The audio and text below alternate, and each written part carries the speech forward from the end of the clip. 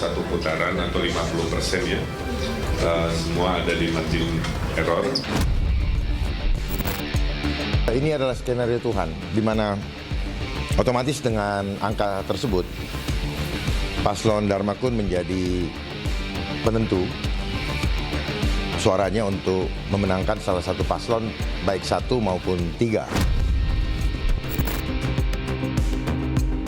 Mendeklarasikan bahwa pasangan calon nomor 3, Mas Pram Bangdul, telah memenangkan konsultasi Pilgub DKI Jakarta dalam satu putaran dengan perolehan 50,07%. Kenapa saya Ridwan Kamil?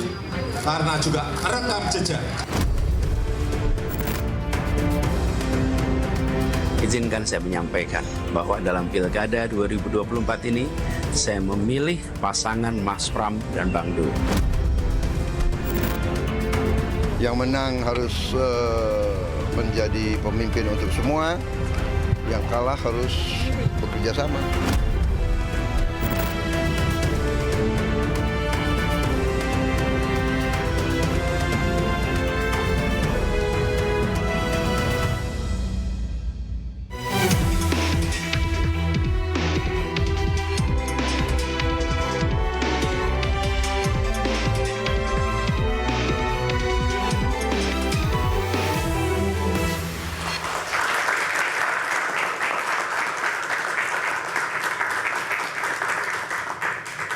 Halo, selamat malam pemirsa. Perhelatan Pilkada Serentak 2024 telah digelar. Dari hasil hitung cepat sejumlah lembaga survei, pasangan Cagup-Cagup Jakarta nomor urut 3 Pramono Rano mengalahkan pasangan Suswono dan juga Ridwan Kamil.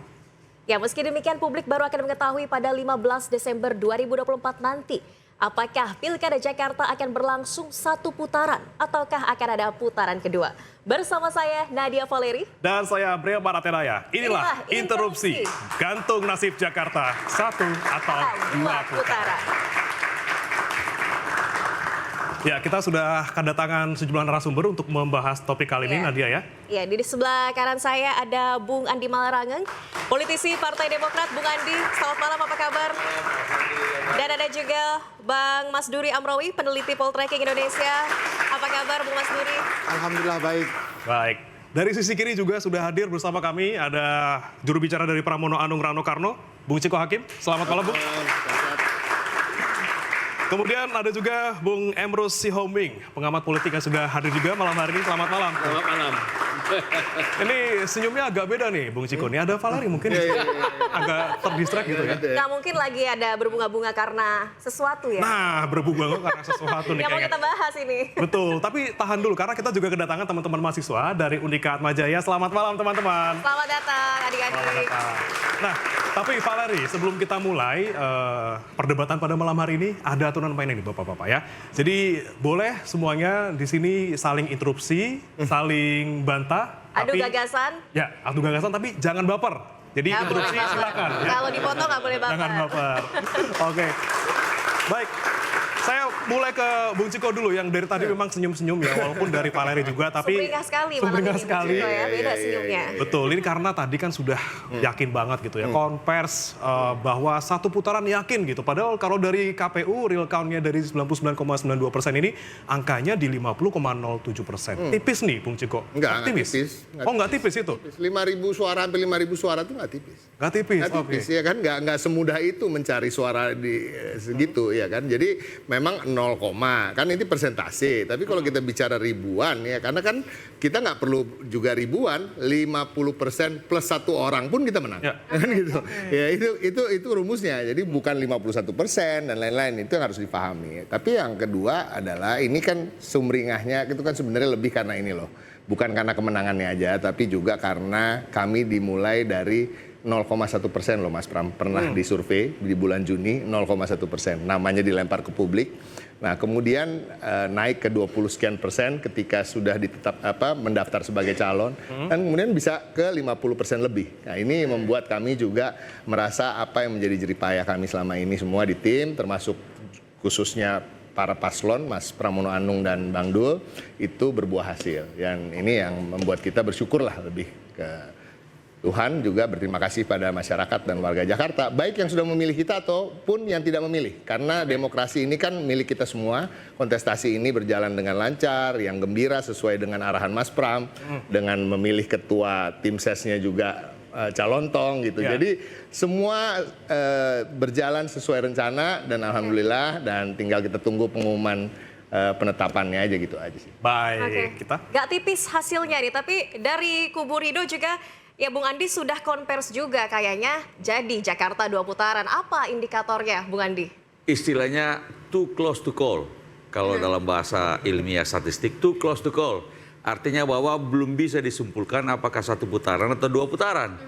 Karena kalau kita lihat data quick count, itu sekitar 50,2% menang. Sementara unggul, tetapi Mas Pram dan Bung Rano, Bung Dul, tapi kemenangannya 50,2. Sementara margin error itu plus minus 1. Jadi istilahnya within margin error. Memang untuk DKI memang berbeda dengan yang lain. Kalau mau menang 1 putaran harus 50% plus 1 atau lebih. Nah, tapi kalau dia berada di margin error berarti dia berada di antara 50,2 poin itu plus minus 1. Jadi bisa sampai 1, bisa sampai 49. Kalau dia berada di bawah 50, kurang 1 suara pun, makanya 2 putaran. Masih Jadi, kemungkinan 49% kayaknya. Misalnya 49,99% pun tetap ada 2 putaran. Nah kalau 2 putaran, cerita bisa lain. Karena turnout, tingkat partisipasi masyarakat dalam Pilkada DKI kemarin ini terlalu rendah, 50-an% aja. Dengan 50-an% artinya ada 40% lebih tidak pergi memilih. Sehingga ini merupakan satu, tentu saja strategi kampanye harus diperbaiki kalau bisa dapat 2 putaran. Kalau memang cuma 1 putaran ya sudah selesai.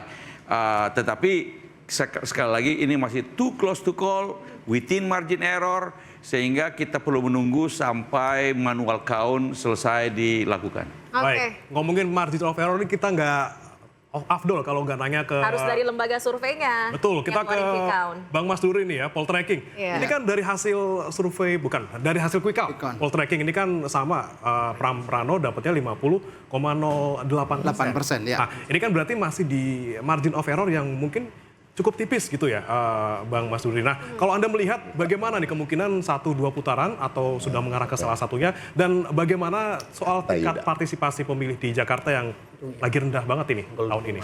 Iya, jadi dari data quick count yang dilakukan oleh Poltreking Indonesia dengan 500 TPS sampel, angka kita di pasangan RK Suswono 39,55%, kemudian Dharma Kun di 10,37, kemudian pasangan Pram Rano di angka 50,08%. Lebih rendah lagi tadi itu 50,2 kan, ini 50,08. Tapi tadi kata Bung Ciko udah lumayan banyak itu 0,08. Mirip dengan angka yang tadi KPU sempat dideklar oleh pasangan calon nomor urut 3. Nah, tapi yang ingin saya sampaikan bahwa kalau dari kami, dari lembaga survei, tentu tidak bisa secara konklusif memberikan kesimpulan apakah Pilkada Jakarta akan berlangsung 1 atau 2 putaran. Gitu. Karena tadi MOE kita ya kurang lebih 1%.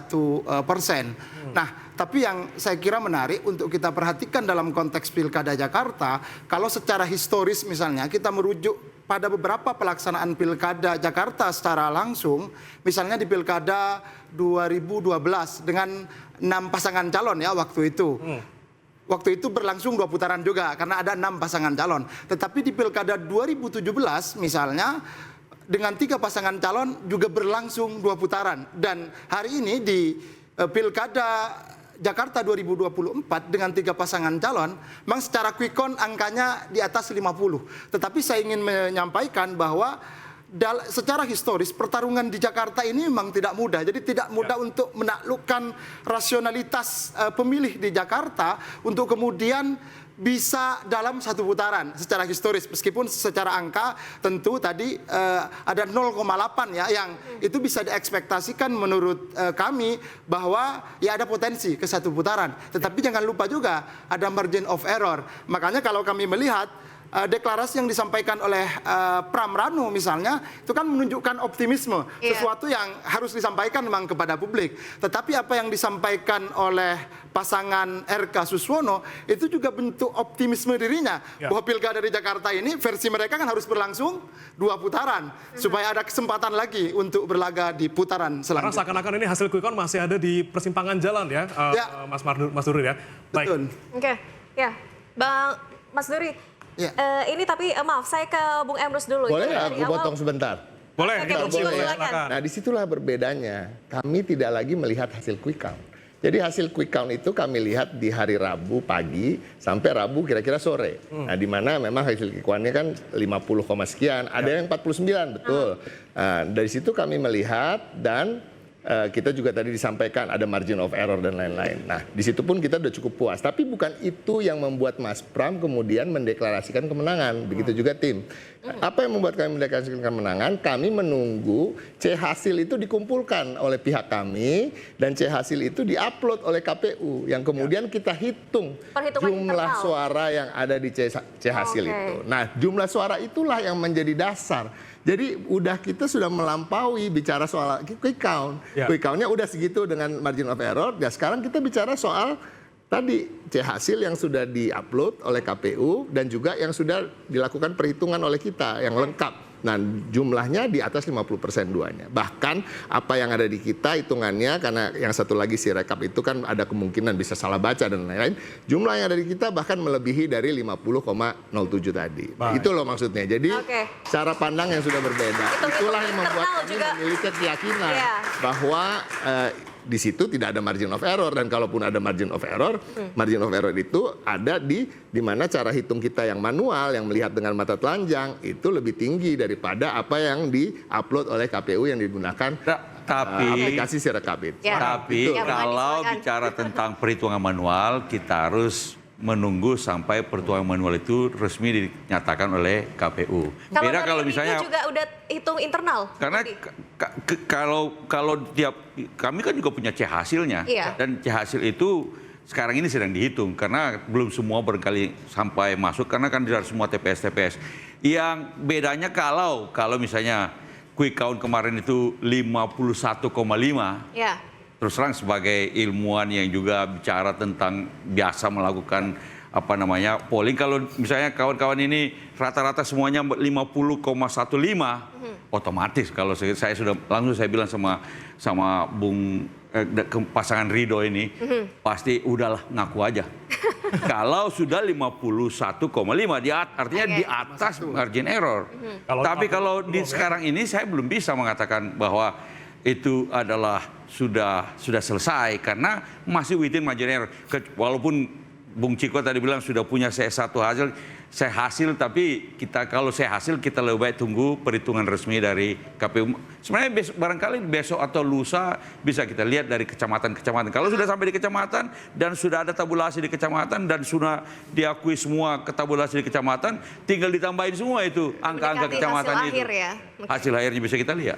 Tapi kan kalau Bang Andi ini kan bijak, itu betul yang disampaikan Bang Andi, memang seharusnya begitu. Tapi kan ini tidak sama dengan apa yang dilakukan oleh timnya. Kalau kami mendeklarasikan kemenangan, ya kan, dengan apa yang sudah kita hitung, timnya Bang Andi juga sudah mendeklarasikan bahwa ini udah pasti 2 putaran karena hasilnya nggak seperti itu kan gitu ya. Makanya kita tunggu hasil manual pada akhirnya memang kita semua harus menunggu. Namun kami memiliki keyakinan. Kita tahan dulu Bung Ciko, Bung Andi, saya harus ke Bung Emrus dulu. Bung Emrus, dari hasil survei sampai terakhir mendekati pilkada, ini awalnya elektabilitas yang paling tinggi pasangan Ridho.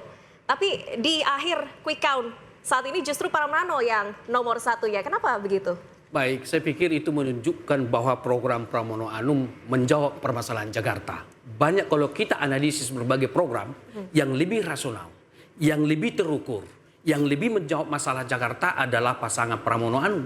Salah satu contoh, banyak saya kira contoh yang akan saya berikan, tidak cukup waktu. Salah satu contoh bagaimana mengatasi kemacetan Jakarta, gitu ya, dengan terintegrasi dengan berbagai daerah pendukung. Itu sangat operasional. Yang kedua, bahwa kalau kita lihat Ridwan Kamil mengatakan membangun Disneyland, aduh jauh banget. Kalau Bang Andi Malaranggeng sering di Amerika, saya pikir belum waktunya lah kita membangun itu di Indonesia ya. Berarti dari hasil debat terakhir ini juga mempengaruhi sekali Bung Emrus? Saya kira di seluruh perdebatan itu, artinya program yang ditawarkan dan sosok. Coba kita lihat, saya kira saya bisa lebih memberikan suatu analisis bahwa Ridwan Kamil sama Suswono ya, apakah dia cinta Jakarta? Buktinya apa? Sederhana. Ya. Mereka memilih di Jawa Barat kok, bukan di Jakarta. Harusnya pindah dulu KTP mereka. Ya? Saya tidak bicara, tunggu dulu. Saya tidak bicara normatif. Jadi artinya mereka tidak cinta Jakarta. Kalau coba itu, bayang sebentar Abangku, sebentar. Ya. Artinya apa? Orang yang memilih dia di Jakarta, dirinya tidak memilih dia. Jadi artinya aku cinta padamu, kau tak cinta padaku. Meskipun ini kalau soal memilih tempat memilih, Pak Jokowi dulu waktu running Jakarta pulang ke Solo juga milih. Justru itulah. Karena KTP-nya belum pindah. Justru itulah tidak perlu harus kita ikuti Pak Joko Widodo yang sudah dilakukan itu. Begitu, kan? Jadi kita harus lihat substansi persoalan baru idealnya, kan begitu. Dan jangan segala. Pada waktu itu Pak Jokowi juga menang juga. Bang Andi, saya akan bilang begini. Seringkali kita mengutip pendapat seseorang pakar, profesor, doktor, tidak boleh begitu. Jadi kita harus lihat substansi dari persoalan itu. Profesor, doktor atau ahli belum tentu benar daripada kita. Oke, baru bicara tentang margin of error gitu ya. Saya berpendapat bahwa dari awal saya sudah katakan bahwa satu putaran, cek di media. Saya kira sebelum pemilu. Saya sudah putarannya Pramrano. Ya, alasannya sederhana. Bahwa dari tingkat elektabilitas yang sangat rendah tadi 0, berapa? 0,1. 0,1. Tren naik terus kan. Sementara Ridwan Kamil stagnan. Itu harus kita akui. Artinya apa? Rakyat merespon mereka. Jadi kalau dikatakan itu katakanlah margin of error, bisa. Secara statistik iya. Itu bisa naik 1 juga, bisa naik turun ke bawah. Artinya bisa juga naik dong ke atas. Bisa. Tetapi kalau kita lihat tren kenaikan itu, kalau kita pakai logika, saya kira lebih cenderung kepada naik ke angka ke atas. Kenapa? Tren kenaikan loh, bukan fluktuatif. Kalau fluktuatif angkanya surveinya, itu bisa kita terima. Margin of error itu adalah bahwa bisa turun, bisa naik. Tapi kalau kita lihat trennya, saya pikir saya terus terang mengatakan lebih cenderung margin of error itu naik ke atas. Kita lihat misalnya tadi dikatakan kan 50%,07 kira-kira gitu atau 08 begitu kan? Bang Emrus. Artinya sebentar masih di bawah 1%, masih di bawah margin of error, sangat logik. Demikian. Bang Emrus, ini memang kan kita lihat di Jakarta yang menang Pramrano dari hasil quick count. Kemudian kalau di tempat-tempat lain, di provinsi lain banyak sekali yang didukung oleh Kim Plus yang menang. Seperti ada anomali di Pilkada Jakarta, tapi akan kita bahas setelah yang satu ini.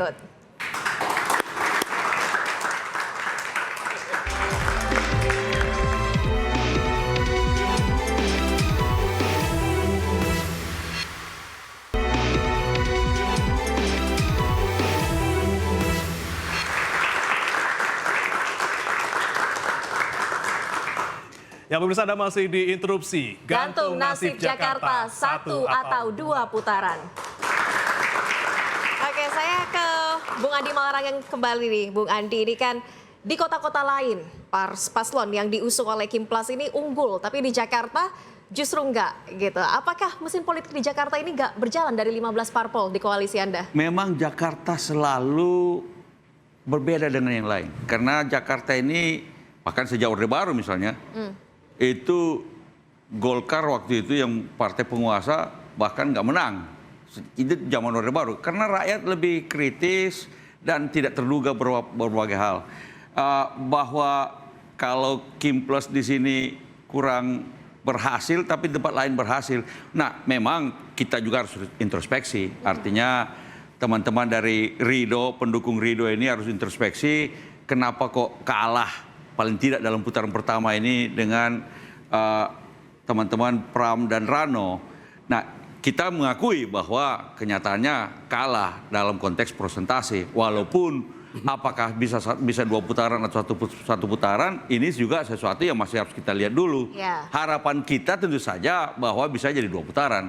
Sehingga strategi ini bisa diubah, lalu kemudian ya tentu saja makin seru ini tinggal 2. Kalau bisa 2 putaran tinggal 2.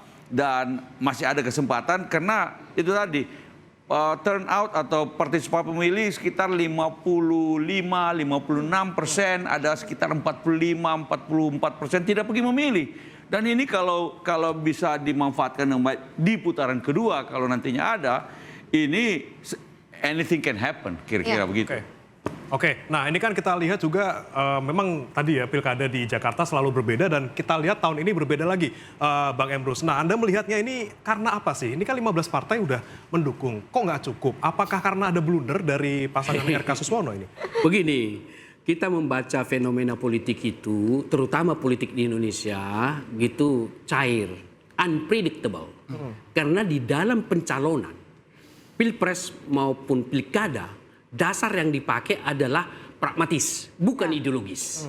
Sederhana untuk melihat. Bukankah koalisi-koalisi tertentu mereka bangun last minute? Tidak, mereka bangun jauh-jauh hari.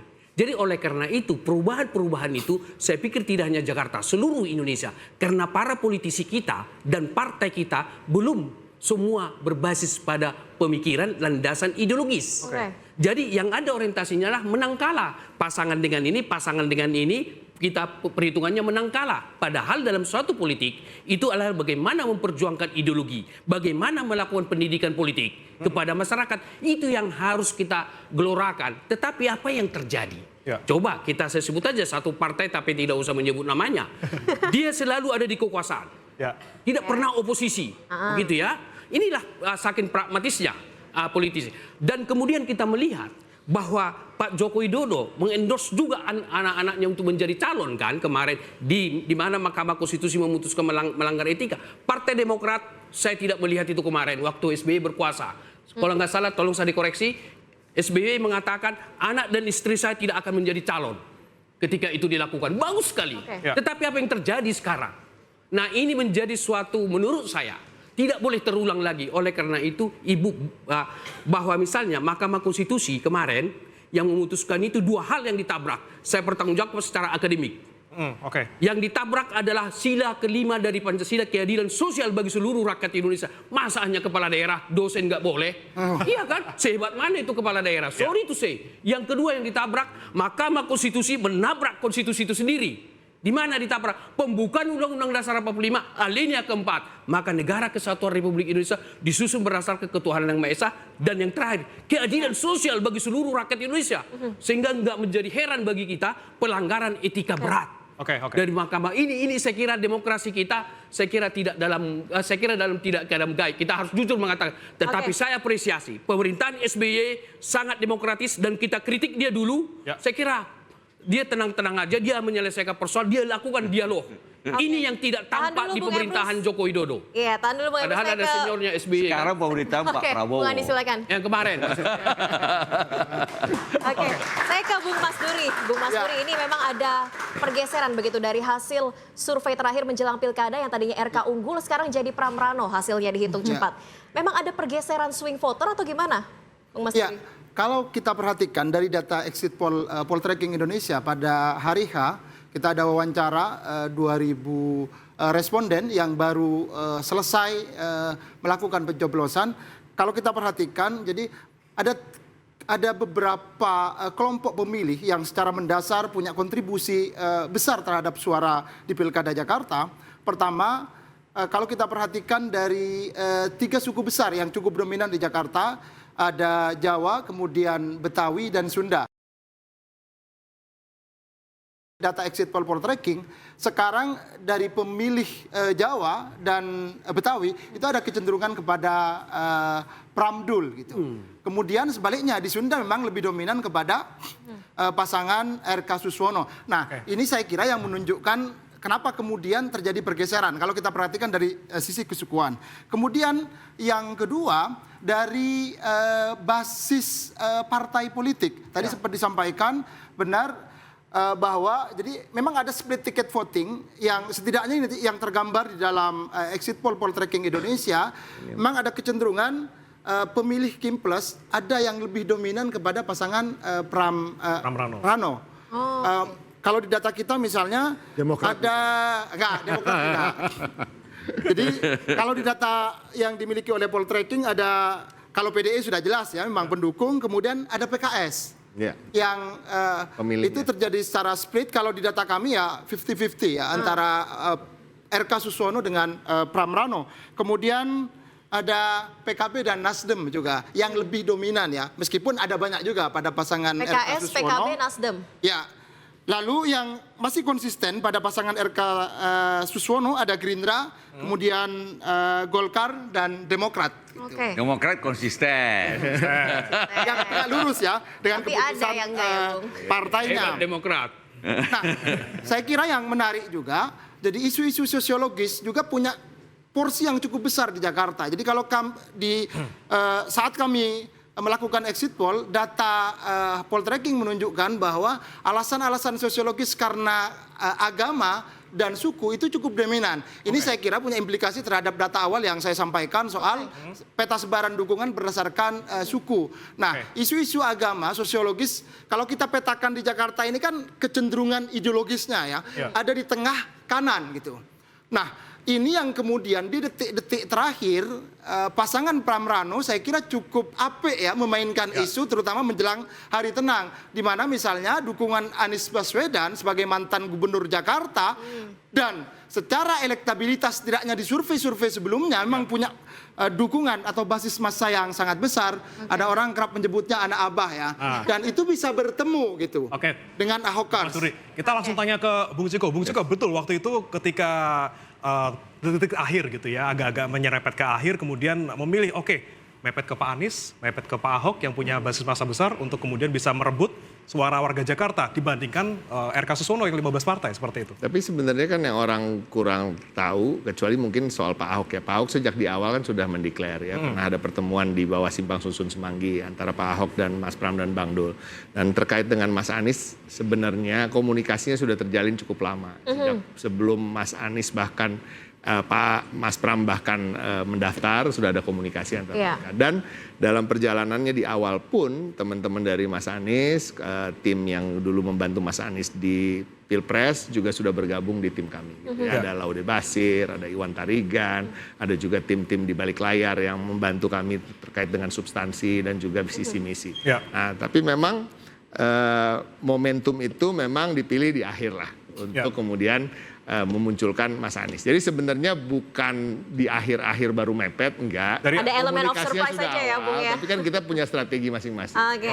Kenapa? Karena kita melihat gini, tren kenaikannya Mas Pram ini kan juga baik gitu ya, dan trennya naik terus gitu. Dan ketika sebelum bertemu dengan Pak Anies pun sebenarnya kita sudah berada di atas, walaupun tipis ya, 40 sekian persen, dan RK juga di 40-an atau di 39 dan lain-lain. Jadi ini gong di akhir, kemudian juga tentunya dipertemukannya anak Abah dan Ahokers di berbagai kesempatan itu juga akan mengangkat bahwa, dan memang itu yang ingin ditunjukkan oleh Mas Pram ya secara keseluruhan, bukan soal Ahok dan Anies saja, tapi adalah persatuan dari dua kubu yang dianggap dulu polarisasinya begitu runcing sehingga terjadi bentrok dan lain-lain sosial. Dan memang Mas Pram juga sudah ingin ngasih lihat juga bahwa ketika saya nanti menjadi gubernur, hal-hal ini tidak akan terjadi. Kita akan menjaga persatuan. Bagian dari strategi ya. Dan tentunya kalau di musim kampanye ini ya membantu untuk memenangkan. Ini Bang Emrus sudah nunggu pengen interupsi, tapi sabar tunggu dulu. Kita akan kembali ke jeda ya. Karena ada tudingan dari Ridho yang bilang bahwa Pram Rano ada kecurangan. Nah ini kan kita akan bahas usaha jeda berikut. Kita masih bahas usaha jeda berikut, tetaplah di interupsi.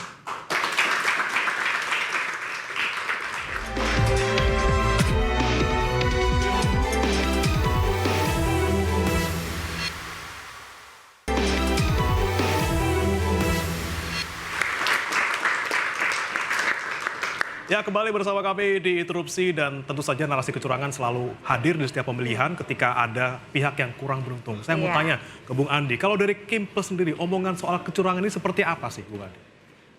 Saya terus terang tidak langsung masuk kepada ada tim sendiri yang mengecek semua angka-angka dan situasi di TPS. Tapi secara umum kalau saya memang ya semua itu harus dilihat supaya, karena kita kan harus jujur dan adil. Tapi secara strategi memang perlu ada introspeksi di kalangan tim Ridho, karena mungkin awal-awalnya terlalu memandang remeh tiba-tiba ada pendatang baru, lalu kemudian pendatang baru ini tiba-tiba diberi ruang untuk melesat. Ya. Ini secara tim harus ada introspeksi. Sehingga kalau nanti ada putaran kedua, itu semua bisa diperbaiki dan kemudian bisa memobilisasi lagi begitu banyak pemilih yang tidak datang ke TPS. Yang ini harus diperbaiki juga.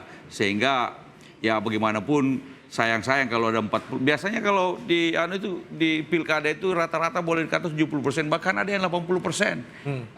Jakarta sangat rendah dibandingkan yang lain, barangkali terendah dari pilkada-pilkada lain. Iya, Bung Andi, tapi ini ada tuduhan kecurangan kan yang dari kubu Ridho dilontarkan kepada kubu Pram Rano. Apa bentuk kecurangannya? Kalau saya, sekali lagi, saya bukan langsung dalam tim inti dari pemenangan saya dari Partai Demokrat. Tidak ya salah seorang yang pengusung dari tim Ridho ini, Pak RK dan Pak Suswono.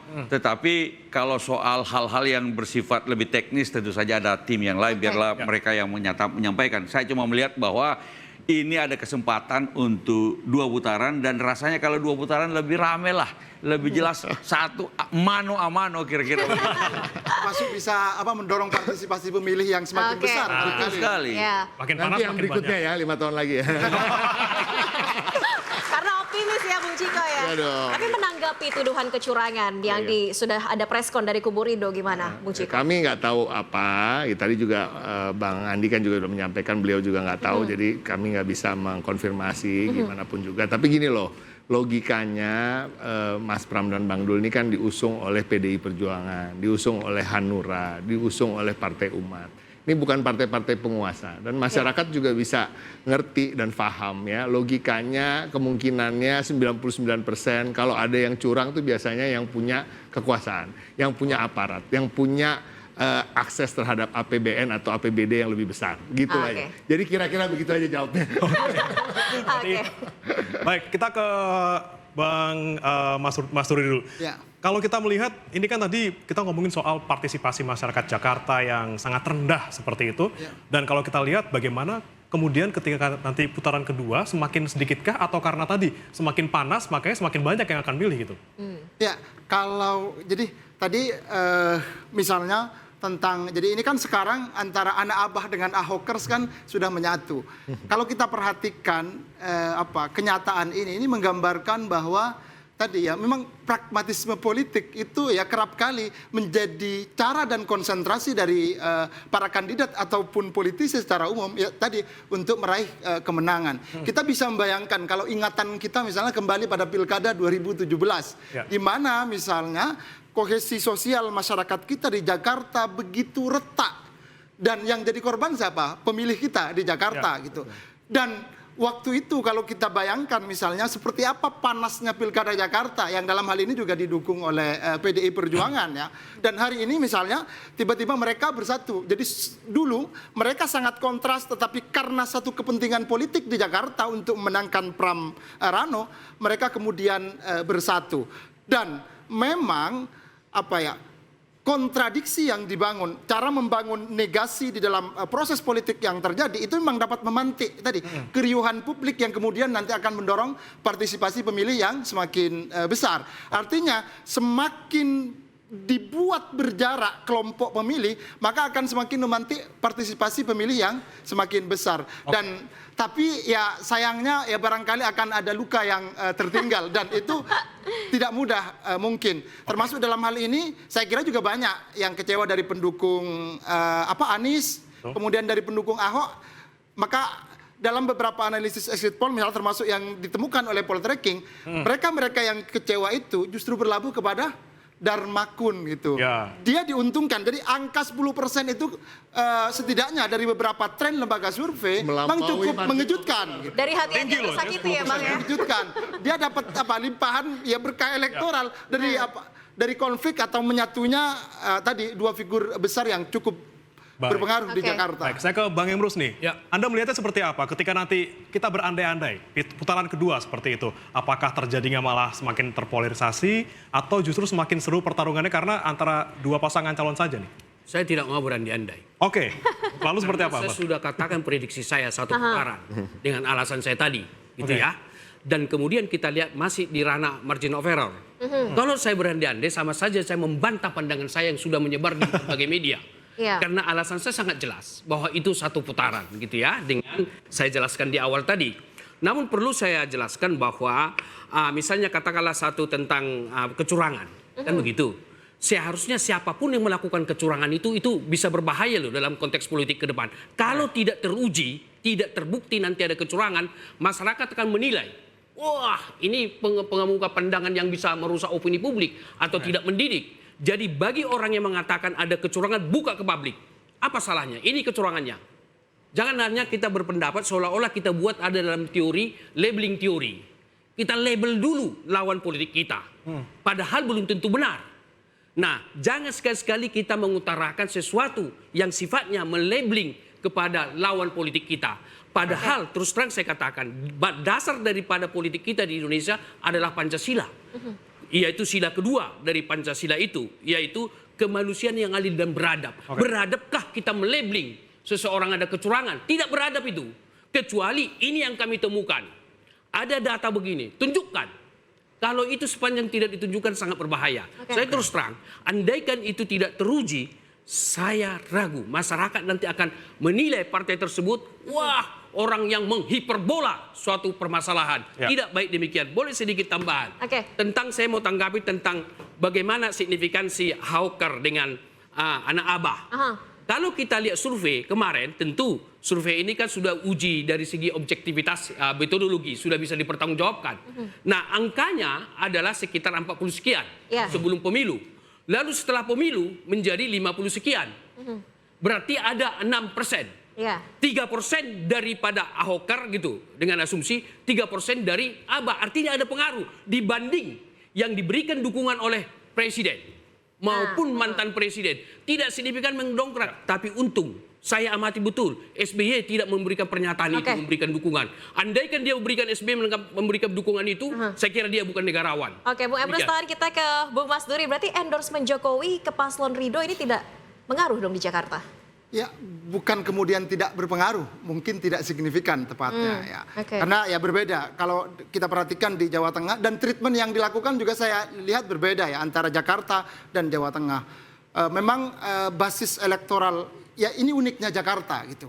Jadi memang tidak mudah kayak gitu memobilisasi atau memberikan endorser terhadap salah satu kandidat kemudian diikuti oleh massanya dengan sangat banyak misalnya, apalagi secara basis elektoral misalnya di Jakarta antara tadi mantan presiden ya Pak Jokowi misalnya, setidaknya ya tadi waktu masih bersama gitu kan. Tergambar di Pilkada 2017 misalnya kan penentangan atau ketidaksukaan terhadap Pak Jokowi di Jakarta kan relatif cukup kuat gitu. Ya salah satu bekas sisa masa lalu dari Pilkada Jakarta. Gitu. Jadi begini, kalau kita lihat Implos ini menang di Jawa Barat, menang di Jawa Tengah, menang di Banten, menang di Jawa Timur, Jawa aja ya. Itu hampir semuanya menang kecuali DKI Jakarta, DKJ ini.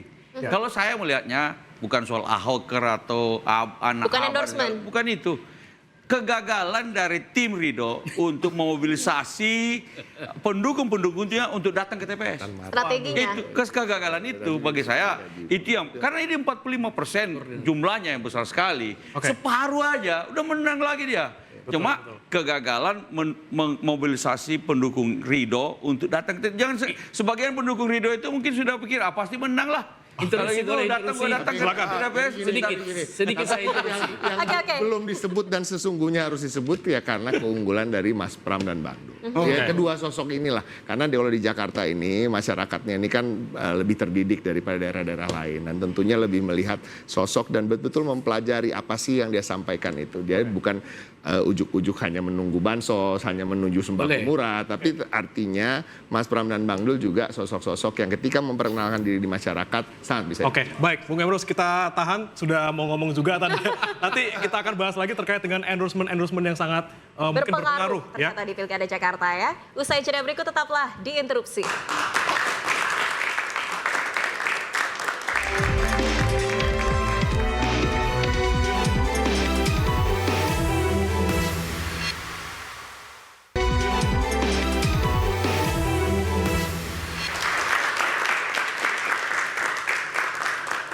Baik, Anda kembali di Interupsi Pemirsa. Singkat saja nih, saya ke Bang Ciko dulu. Bagaimana ke depannya Pram Prano jika memang real count KPU yang menentukan pemenangnya adalah Pram Prano, apa langkah terobosan baru bagi Jakarta yang bukan lagi nanti jadi ibu kota? Yang pertama kami ingin mengutip apa yang disampaikan oleh Presiden Prabowo Subianto ya. Beliau menyampaikan dalam pidato terakhir sebelum terjadinya pilkada bahwa siapapun yang menang harus mengayomi siapapun itu yang kalah yang ikut dalam kontestasi. Begitu juga supaya rakyat kembali bersatu, tidak lagi ada polarisasi, ada perbedaan-perbedaan setelah kemenangan ini. Dan ini suatu pesan yang sangat baik yang kami apresiasi dari Presiden Prabowo, dan Mas Pram tentu akan melaksanakan apa yang disampaikan tersebut. Yang kedua, tentunya Mas Pram sejak awal memang ingin membangun kota global Jakarta ini yang berkeadilan, itu yang diutamakan. Artinya apa? Mengangkat harkat martabat mereka-mereka yang masih terpinggirkan, mereka-mereka yang termarginalkan, dan membangun Jakarta itu harus dari bawah, bukan dari atas. Kemudian gimana masyarakatnya bisa semuanya setara, dan kita semua bisa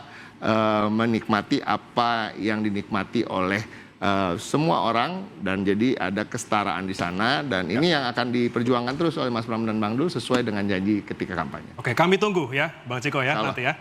Oke, saya ke Bung Andi. Bung Andi, ini kan meski masih kita nantikan nanti 15 Desember, tapi kalau satu putaran dari Demokrat sendiri masih solid dengan koalisi yang sekarang? Oh, tentu saja kita koalisi ini tetap jalan, karena kan kita juga memenangkan kalau tadi beberapa hampir semua di Jawa sudah kita menangkan kecuali DKI Jakarta. Tapi kalau satu putaran ya kita ucapkan selamat.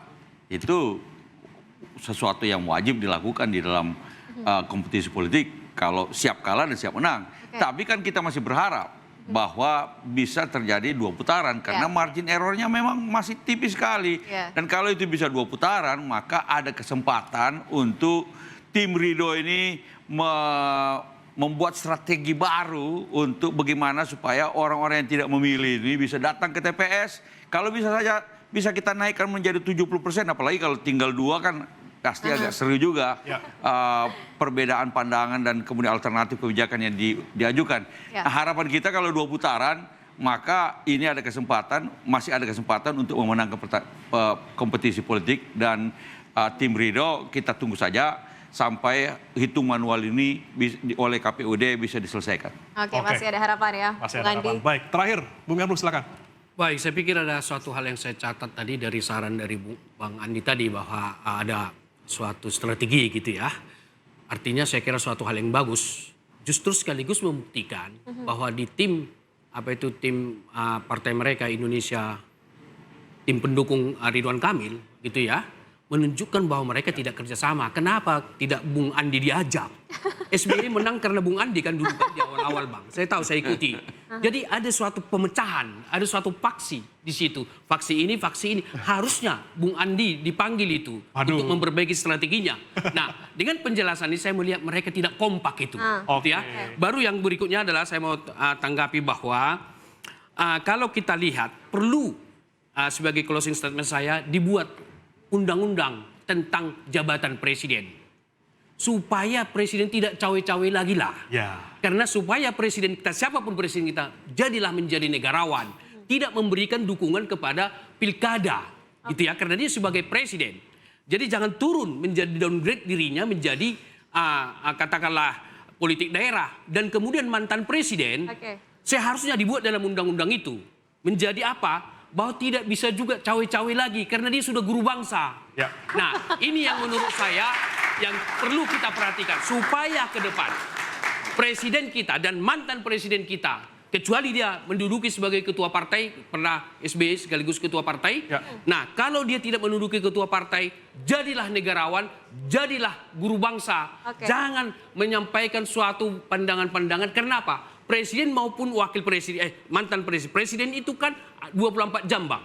Jadi kalau dikatakan ada dari istana itu mengatakan begini, bahwa itu adalah sebagai ketua Gerindra. Kan begitu. Jabatan presiden 24 jam Bang. Seketika dia sisiran, Bapak Presiden lagi sisiran. Tidak bisa dipisahkan itu. Kecuali jabatan-jabatan lain. Oleh karena itulah saya menawarkan kepada teman-teman partai dan DPR di Senayan, buat rancangan undang-undang semakin menjadi jelas peran presiden dan wakil presiden dalam konteks politik kita di Indonesia. Oke, terakhir closing statement-nya, Bung Mas Duri silakan dari Poltreking. Ya, baik. kalau sebelum pilkada para kandidat berebut endorser ya. Setidaknya ditunjukkan oleh tadi ada Anies, ada Ahok, kemudian ada ada mantan presiden ya, ada Pak Jokowi, kemudian Pak Prabowo tadi sempat disinggung sekilas juga muncul suratnya kan, yang katanya dibuat sebelum hari tenang. Gitu. Tapi tanpa tanggal itu. Jadi kalau sebelumnya berebut endorser, setelah pilkada di Jakarta ini berebut margin of error gitu. Jadi berebut MOE, yang posisinya di bawah berusaha menarik ke bawah, yang sedang menang berusaha menarik MOE ke atas gitu. Tapi pada akhirnya apapun hasil akhir dari pelaksanaan pilkada di Jakarta itu adalah pilihan warga Jakarta, dan kita semua menganggap pelaksanaan pilkada serentak ini cara kita merayakan demokrasi di Indonesia. Dan sekali lagi semua pilihan yang terjadi ya kita kembalikan kepada rakyat ya sebagai pemegang kedaulatan tertinggi ya dalam konteks pilkada Jakarta, dan kita berharap siapapun yang terpilih mau satu atau dua itu yang terbaik untuk Jakarta. Betul sekali, siapapun yang menang yang terbaik, dan tentunya kita berharap nanti hasil real count KPU juga adalah suara hati rakyat Jakarta. Terima kasih Bapak-Bapak sudah hadir di Interupsi, terima kasih adik-adik dari Unikat Majaya sudah bergabung di Interupsi. Demikian Interupsi, saya Nadia Valeri. Dan saya Bria Maratenaya undur diri. Selamat malam dan sampai jumpa.